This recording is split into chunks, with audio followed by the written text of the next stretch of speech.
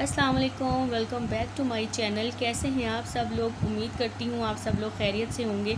अल्लाह के फजल करम से मैं भी बिल्कुल ठीक ठाक हूँ। और यहाँ पे माशाल्लाह 3:30 बजे का टाइम है और मेरी सहरी का जो है वो आगाज़ हो गया है। और मेरी सहरी कुछ इसी तरह होती है कि 3:30 बजे मैं उठती हूँ और उठ के पहले जो है तहज्जुद की नमाज़ पढ़ती हूँ। उसके बाद किचन में आ जाती हूँ सहरी की तैयारी करने के लिए। और जो भी सहरी में भी कुछ ख़ास रूटीन नहीं होती, ना कुछ ख़ास बनाना होता है, बस जो भी सालन रात का बचा हुआ होता है, रात को बनाया हुआ होता है, बस वो गर्म कर लेती हूँ या फिर अंडे ऑमलेट वगैरह बना लेती हूँ।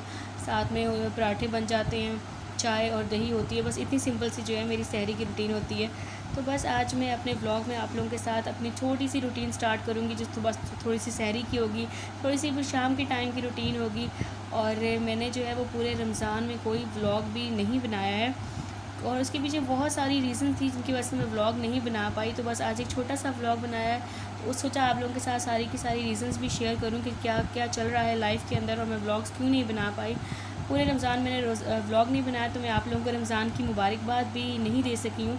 और अब तो माशाल्लाह से जो है वो तीसरा अशरा स्टार्ट हो गया है रमज़ान का और ताक रातें शुरू हो गई हैं। तो मेरी तरफ से आप सब लोगों को रमज़ान बहुत बहुत मुबारक हो।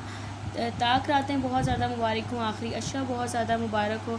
बस अल्लाह पाक से यही दुआ है कि अब जाते हुए रमज़ान की ये आखिरी बाबरकत रातें जो है वो हमें इससे भरपूर फ़ायदा उठाने का तौफ़ीक अता फ़रमाए, आमीन। आप लोग मुझे दुआओं में ज़रूर याद रखिएगा और मैं भी आप लोगों को अपनी दुआओं में याद रखूँगी।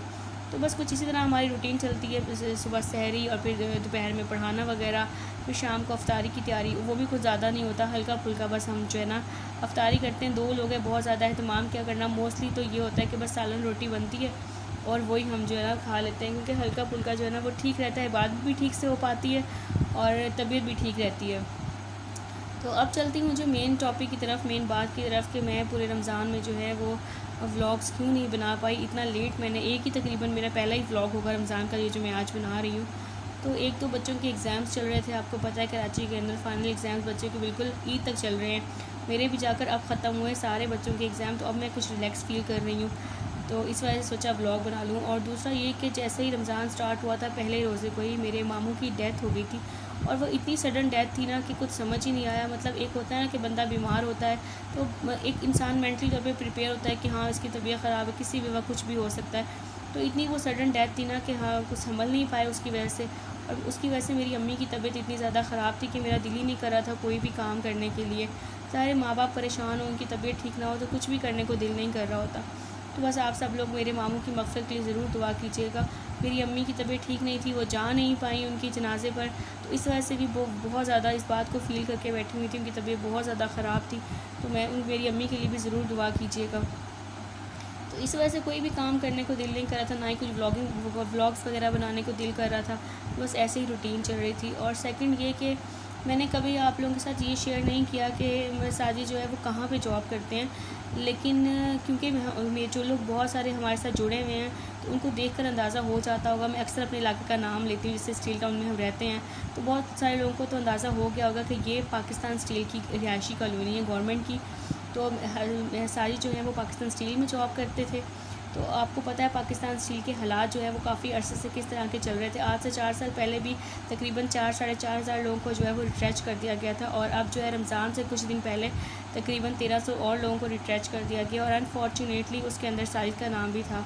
तो वो एकदम से हमारी जॉब भी ख़त्म हो गई और फिर मामू की डेथ और इन सब सिचुएशंस के साथ जो है ना वो एकदम से अजीब से हालात हो गए थे।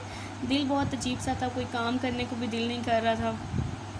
तो व्लॉग्स बनाना तो जो है वो बहुत दूर की बात थी। अब हालांकि हम मेंटली तौर पे इस चीज़ के लिए पहले से प्रिपेयर थे, क्योंकि हमें पता था कि जिस तरह के हालात हैं तो ये कभी भी इस तरह का कोई भी फ़ैसला हो सकता है। लेकिन फिर भी जो है वो अचानक से जब इस तरह की कोई भी न्यूज़ आपको सुनने को मिलती है तो थोड़ा सा झटका तो लगता है और उससे निकलने में फिर थोड़ा टाइम भी लगता है। तो अब जो है वो जैसे जैसे टाइम गुजरता जा रहा है हम इस चीज़ों से निकलते जा रहे हैं। समझ आनी शुरू हो गई है कि जो गुज़र गया वो बस गुज़र गया और अब हमें आगे की तरफ देखना है। ज़िंदगी को एक नए सिरे से दोबारा शुरू करना है, दोबारा ज़िंदगी का आगाज़ करना है। चीज़ें मुश्किल तो लग रही हैं बहुत ज़्यादा, समझ में नहीं आ रहा कि क्या करना है, कैसे करना है। लेकिन अल्लाह ताला पे पूरी उम्मीद है कि इंशाअल्लाह ताला अगर वो एक रास्ता बंद करता है तो 100 दरवाज़े खोल भी देता है। तो इंशाअल्लाह ताला कुछ बेहतर ही होगा और आप लोग भी दुआ कीजिएगा कि इंशाअल्लाह सब बेहतर ही हो। तो बस अब आगे की तरफ जो है वो देखना स्टार्ट हो गए, अब आगे की तरफ प्लानिंग करना शुरू हो गए। बेशक हम प्लानिंग करते हैं और अल्लाह की प्लानिंग जो होती है वो हमसे ज़्यादा बेहतर होती है। तो बस जैसे भी जो भी होगा आप लोगों के साथ आगे शेयर ज़रूर करूँगी, व्लॉग्स बनाती जाऊँगी। ज़िंदगी को एक नए सिरे से शुरू करना है, सारी शुरुआत बिल्कुल ऐसा लग रहा है जैसे बिल्कुल स्टार्ट से दोबारा करनी है। पर कोई बात नहीं, इंशाअल्लाह ताला हिम्मत है, अल्लाह ताला पे उम्मीद है और पूरा यकीन है कि इंशाअल्लाह ताला कुछ बहुत ही अच्छा होगा, क्योंकि सिर्फ हम नहीं हैं, हमारे साथ बहुत सारे लोग हैं जो बहुत ज़्यादा परेशान हैं।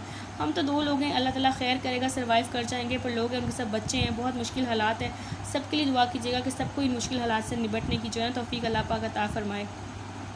तो बस देखिए, इन सारी बातों में जो अफ्तारी का टाइम हो गया। मैंने सिर्फ सालन बनाया था अफ्तारी में, और ये मेरे स्टूडेंट्स थे माशाल्लाह से मेरे लिए इतनी सारी अफ्तारी लेकर आ गए। हम 2 लोग हैं और खाने के लिए माशाल्लाह इतनी सारी अफ्तारी आ गई थी। बस ये अल्लाह ताला की काम है ना। देखिए, मैंने तो सिर्फ सालन बनाया था कि चलो सिर्फ सालन और रोटी आज हम खाएँगे, लेकिन बस अल्लाह ताला ने हमारे दस्तरखान को कितना ज़्यादा वसी कर दिया। और इतनी सारी अफ्तारी हमसे तो 2 दिन ही ख़त्म नहीं हुई। फिर बस रोज़ा अफ्तार किया, रोज़ा अफ्तार करने के बाद नमाज़ वगैरह, आपको पता है असर की नमाज़, फिर मगरिब की, इशा की इतनी जल्दी हो जाती है कि बस पता ही नहीं चलता।